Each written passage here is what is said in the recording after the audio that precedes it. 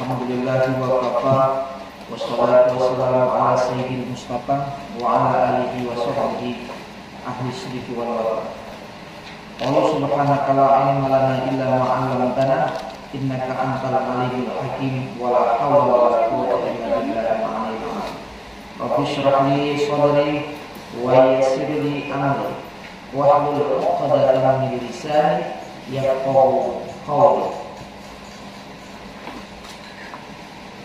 Karena semuanya puji syukur mari kita panjatkan kepada Allah Subhanahu wa taala karena pada pagi hari ini walaupun sedikit gerimis tetap kita semangat dalam rangka menuntut ilmu. Mudah-mudahan niat kita, langkah kita, kegiatan kita semuanya dicatat oleh Allah Subhanahu wa taala sebagai amal ibadah yang telah diberikan pahala yang berlipat kepada Allah Subhanahu wa taala. Salawat dan salam kita sampaikan kepada baginda Nabi besar Muhammad sallallahu alaihi wasallam. Allahumma shalli wa sallim wa barik alaihi. Anak-anak semuanya, pagi ini adapun kajian kita Bapak akan ambilkan dari sebuah kitab Ta'limul Muta'allim, pasal keempat terkait dengan adab peserta didik dalam mengagungkan ilmu yang dia cari. Jadi seorang pelajar harus memiliki adab dalam menuntut ilmu. Sebelum kita memasuki kajiannya, Bapak akan menjelaskan tentang masalah sholat yang biasa kita lakukan setiap hari, khususnya sholat zuhur. Sering Bapak perhatikan bahwa pelaksanaan sholat zuhur sudah baik, namun masih ada hal-hal yang perlu kita benahi, sehingga memang sholat itu menjadikan kita berubah kalau memang pelaksanaannya sempurna, baik, dan lain-lain. Yang pertama, masalah sholat itu biasanya yang duluan kalau belum terlalu banyak yang sudah mengambil air wudhu, jangan dulu dilaksanakan sholatnya. Jadi tunggu dulu makmumnya penuh, kemudian kalau sudah penuh baru dilaksanakan sholat. Untuk yang baru datang, boleh dia sholatnya itu yang sudah disiapkan karpetnya di luar, nggak ada masalah, boleh. Jadi ikut imam yang ada di dalam. Jadi imamnya rukuk, dia ikut saja, ya. Ikut, jangan sampai yang di dalam sholat, yang di luar bercanda. Jangan. Bedakan waktu kita sholat dengan waktu kita bercanda. Hakikat kita sholat itu kan menghadap kepada Allah Subhanahu wa taala, Sang Penguasa alam semesta, melaporkan tentang masalah-masalah yang kita hadapi. Maka harus dituntut khusyuk, tumakninah, nggak boleh berisik, harus tenang, sehingga khusyuk itu muncul. Ketika khusyuk itu muncul, maka akan berdampak sholat itu kepada diri kita. Jadi jangan sampai yang di dalam sholat hanya 3 atau 4 baris saja, di belakangnya kosong, kemudian dia yang di luar mondar-mandir, ngobrol, teriak-teriak dan lain sebagainya. Itu sangat mengganggu dan berarti tidak paham tentang aturan-aturan atau ilmu tentang sholat. Padahal di materi pendidikan agama Islam kita sudah pelajari bagaimana menjadi makmum yang masbuk, ya. Kalau imamnya sudah 2 rakaat, kemudian kita datang, bagaimana kita mengikut imam, itu sudah dipelajari di pendidikan agama Islam di materi tentang sholat. Begitu. Bagaimana kita mau ikut orang, ada orang lagi sholat sendirian, kemudian kita mau ikut dia, bagaimana sudah diajarkan semuanya, maka dalam prakteknya harus diterapkan. Itu terkait dengan masalah sholat ya. Jadi jangan sampai sholat hanya 2 saf saja, 2 baris saja. Semakin banyak baris, semakin banyak jamaah dalam sholat itu, maka semakin besar pahalanya, semakin baik, semakin sempurna sholatnya. Sholatul jamaah afdhalu min sholatil fardhi bisab'i wa 20 darajatan. Jadi sholat berjamaah lebih baik daripada sholat sendiri dengan perbandingan 27 derajat. Kalau sholat sendiri 1 derajat, sholat berjamaah 27 derajat. Derajat itu dijelaskan jaraknya adalah bainas sama'i wal ardh, antara bumi dan langit. Saking tingginya 27 derajat, berarti keutamaan sholat berjamaah itu sangat mulia, sangat disenangi oleh Allah Subhanahu wa taala. Itu adalah semuanya. Jadi nanti kalau umpamanya bel berbunyi, langsung mengambil air wudu, lihat dulu temannya sudah banyak belum, sudah penuh, ya, baru melaksanakan sholat. Yang baru datang langsung isi sok atau barisan yang ada di karpet, agak sesuaikan dengan saf yang paling depan, yang di belakang imam yang di dalam. Itu pelaksanaannya. Dan ingat, dalam sholat jangan banyak bercanda, enggak boleh bercanda, masa sholat bercanda. Itu adalah semuanya. Baik, kita masuk ke dalam kajian kita, yaitu dalam kitab Ta'limul Muta'allim, adab seorang pelajar dalam menuntut ilmu, pasal yang keempat terkait dengan adab penuntut ilmu dengan ilmu tersebut. Bismillahirrahmanirrahim. I'lam anna talibal ilm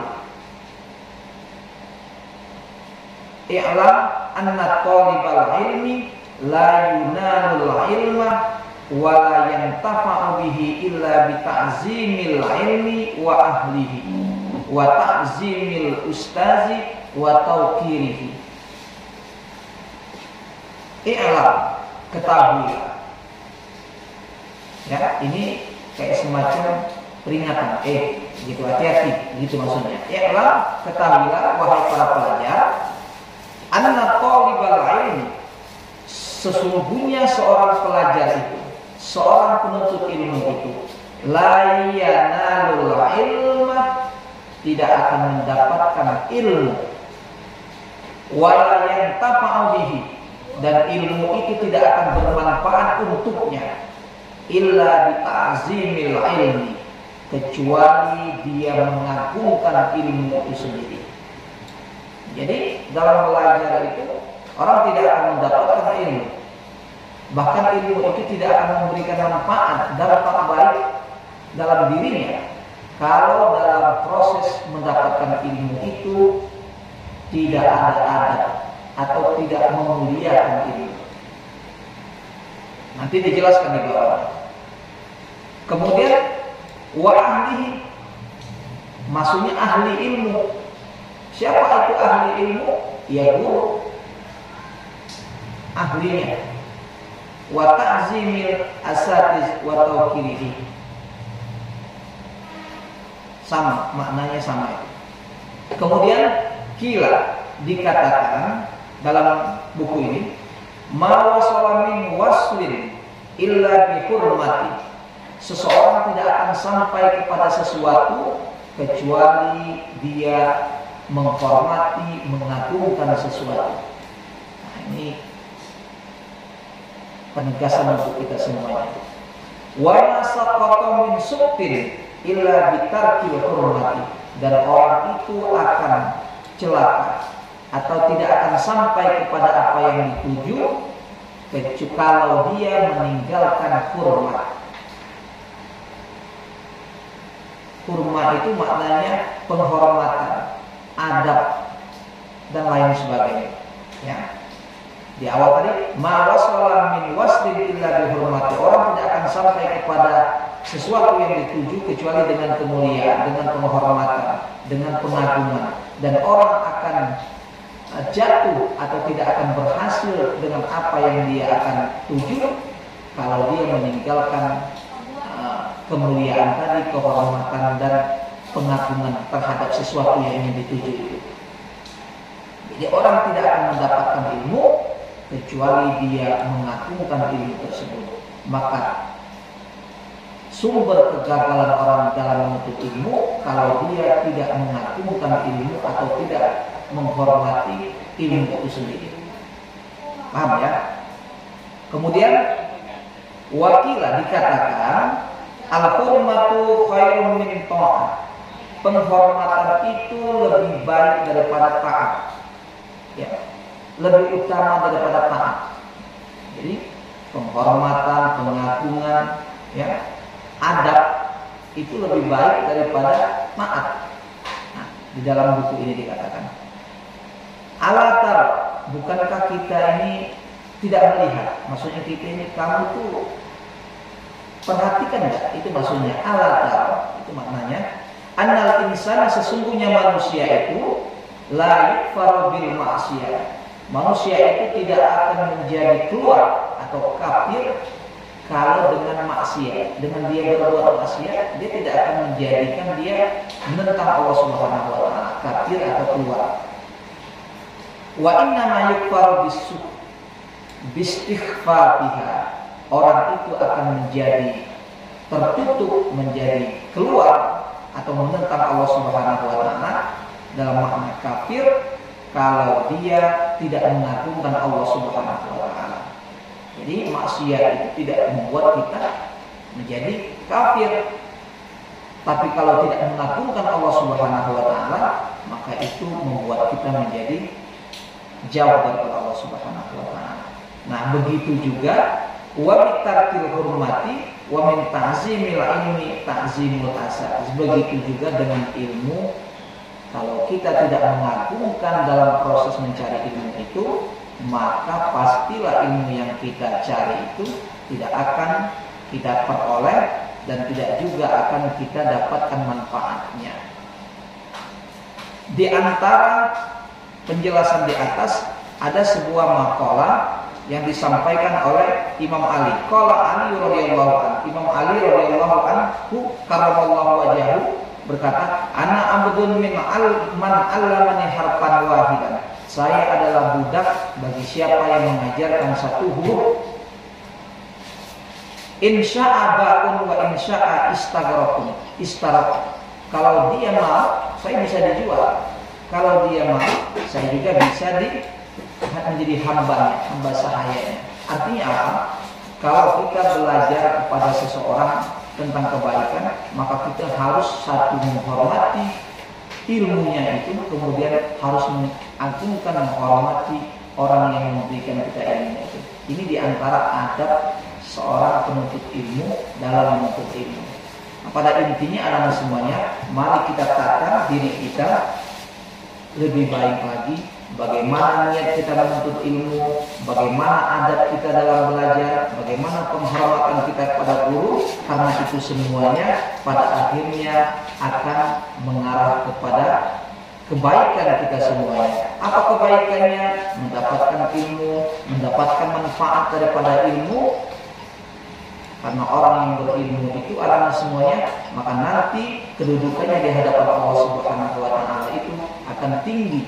Yarfa'illahu alladziina aamanu minkum walladziina utul ilma darajat. Allah akan angkat derajat di antaranya orang-orang yang beriman dan orang-orang yang berilmu beberapa derajat. Anak-anak semuanya, itu saja mungkin yang bisa Bapak sampaikan karena waktu sudah habis. Jadi pesannya adalah mari kita benahi tata cara kita, megang buku, membawa buku, ya, bagaimana ketika guru menjelaskan dan lain sebagainya, itu bagian daripada adat kita dalam mencari ilmu agar mendapat keberkahan baik di dunia dan di akhirat. Amin ya rabbal alamin. Itu saja. Assalamualaikum warahmatullahi wabarakatuh.